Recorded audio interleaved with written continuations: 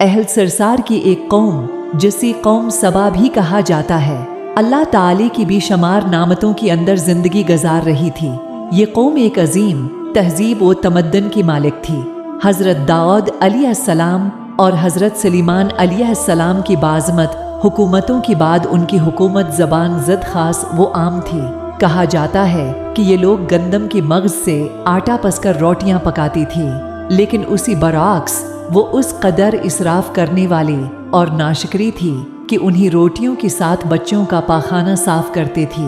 بعد ازاں ان آلودہ روٹیوں کو اکٹھا کرنے سے ایک پہاڑ بن گیا تھا۔ پھر ایک صالح شخص نے وہاں سے گزرتی ہوئی ایک عورت کو دیکھا جو روٹی کے ساتھ بچی کی پاخانے کے مقام کو صاف کر رہی تھی۔ اس شخص نے عورت سے کہا، تیری اوپر افسوس، خدا سے ڈر، کہیں ایسا نہ ہو کہ خدا تیری اوپر اپنا غضب ڈھائے اور تجھے سے اپنی نعمت چھین لے۔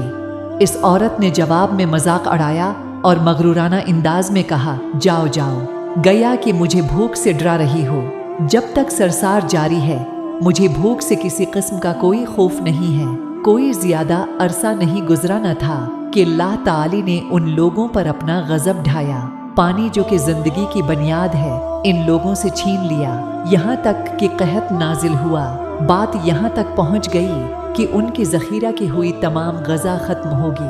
آخر کار وہ مجبور ہوگی کہ انہیں آلودہ روٹیوں پر ٹوٹ پڑے جو ان لوگوں نے اکٹھی کر کے پہاڑ کی مانند ڈھیر لگایا ہوا تھا، بلکہ وہاں سے روٹی لینے کے لیے صف لگتی تاکہ ہر کوئی وہاں سے اپنی ہنسی کی روٹی لے سکے۔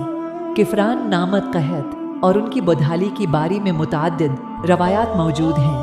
سورہ نحل کی آیت نمبر 112 اور 113 میں یوں ارشاد ہوتا ہے، اور اللہ تعالی نے اس بستی کی بھی مثال بیان کی ہے جو محفوظ اور مطمئن تھی۔ اس کا رزق ہر طرف سے باقاعدہ آ رہا تھا، لیکن اس بستی کے رہنے والوں نے اللہ کی نعمتوں کا انکار کیا تو خدا نے انہیں بھوک اور پیاس کا مزہ چکھایا، صرف ان کی ان اعمال کی بنا پر کہ جو وہ انجام دے رہی تھی۔ اور یقینا ان کے پاس رسول آیا تو ان لوگوں نے ان کو جھٹلایا، تو پھر ان تک عذاب آ پہنچا کہ یہ سب ظلم کرنے والی تھی۔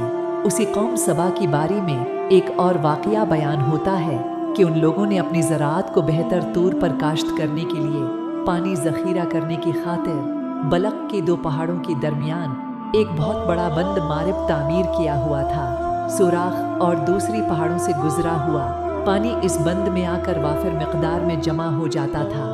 قوم سبا نے اس پانی سے صحیح طور پر استفادہ کرتے ہوئے وسیع و عریض اور بہت سے خوبصورت باغات لگائے اور کہیتی باڑی کو رونق بخشی۔ ان باغات کی درختوں کی شاخیں اس قدر پہلوں سے لدی ہوئی ہوتی تھیں کہ کہتی ہیں کہ اگر کوئی شخص سر پر ٹوکری رکھ کر ان کے نیچے سے گزرتا تو پہل خود بخود ٹوکری میں گرنا شروع ہو جاتی اور قلیل مدت میں ٹوکری تازہ پہلوں سے بھر جاتی۔ لیکن نعمتوں کی کثرت نے انہیں شکر کرنے کی بجائے سرمست اور غافل کر دیا تھا، یہاں تک کہ ان کے درمیان بہت بڑا طبقاتی نظام وجود میں آ چکا تھا۔ ان میں سے صاحب اقتدار لوگوں نے کمزوروں اور ضعیفوں کا خون چوسنا شروع کر رکھا تھا، یہاں تک کہ ان لوگوں نے خدا سے ایک احمقانہ التماس کیا جس کا ذکر سورہ سبا کی آیت نمبر 19 میں ملتا ہے۔ انہوں نے کہا، خدایا ہماری سفروں کے درمیان فاصلہ زیادہ کر دی۔ انہوں نے اللہ تعالی سے یہ التماس اس لیے کیا تاکہ غریبوں بے نواح لوگوں، عمرہ اور ثروت مند ان کی ہمراہ سفر نہ کریں۔ ان کی خواہش یہ تھی کہ آبادیوں کے درمیان خشکی ہو اور فاصلہ بہت زیادہ ہو، تاکہ تھی دست اور کم آمدنی والے لوگ ان کی طرح سفر نہ کر سکیں۔ اللہ تعالی نے ان مغرور پیٹ کی پجاریوں پر اپنا غضب نازل کیا۔